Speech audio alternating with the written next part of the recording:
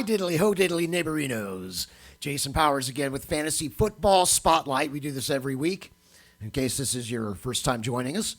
And this week we're going to spotlight what to do with your waiver wire money or your waiver placement. Okay. Now, depending on what league you're in, again, we're breaking it down for newer patrons to fantasy football, people that aren't experts. So you're either in a standard league or an auction league. And in a standard league, usually or an auction, you usually have one of two ways to run waivers. You either have your place in line, okay, 1 through 12 if you're in a 12-man league. And every week that order is going to sometimes changes depending on your league settings, and it would go by the worst record gets the first shot at waivers. Now, adversely, there's the other way of doing it where you have a budget, a free agent acquisition budget or something thereof, player budget, something like that. Usually that's $100 in a standard league, but some leagues have it set to 60, some of it have it set to 200. It just depends on what league you're in. Usually it's 100 in a standard league, and you have to divvy that money out as the season goes along.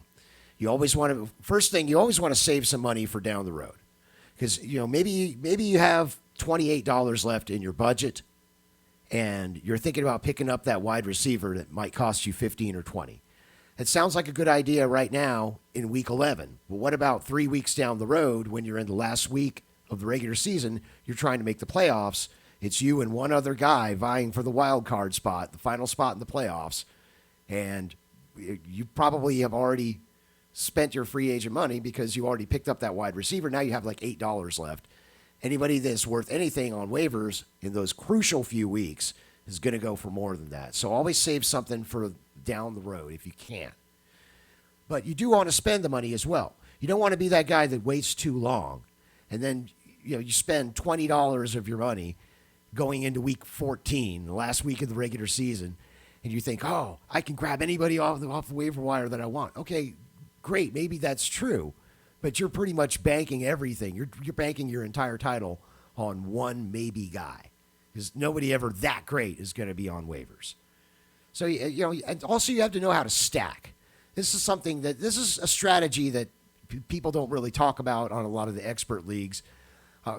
It seems kind of simple, and I don't know why more people don't realize this.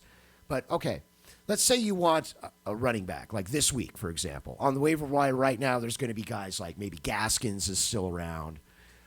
You might have Frank Gore, okay? And maybe you might have a third guy that you're interested in, maybe less interested in. Now, if you have one roster spot to choose from, okay, do a waiver claim for all three. Some people only do the first one, and they say, oh, I didn't get him when the waiver's clear. Later in the week, they say, oh, I missed out on him. Well, this other guy, might have been claimed as well. Well, you didn't put in a claim. Stack them up, because you can only lose that one guy that you're dropping the one time. Also, that's important for free agent money, for acquisition budget money. All right? You got to be spending that money, because it's not going to benefit you when you're done with the season, you miss the playoffs, and you have $80 left in free agent money. It's not like you get cash exchange for that.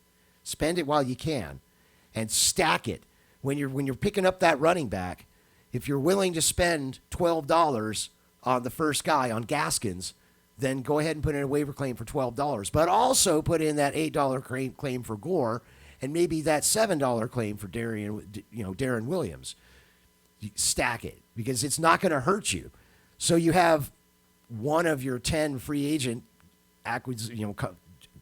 switch ups go out. Okay, that's the only one that went through. Fine. You had 9 that didn't, but it only cost you the money the one time, and you only had the one space anyway. Stack them up. I don't know why more people don't get this. So anyway, that's it for Fantasy Football Spotlight this week. We'll be back next week, and hang around. We have more NFL weekly predictions to come.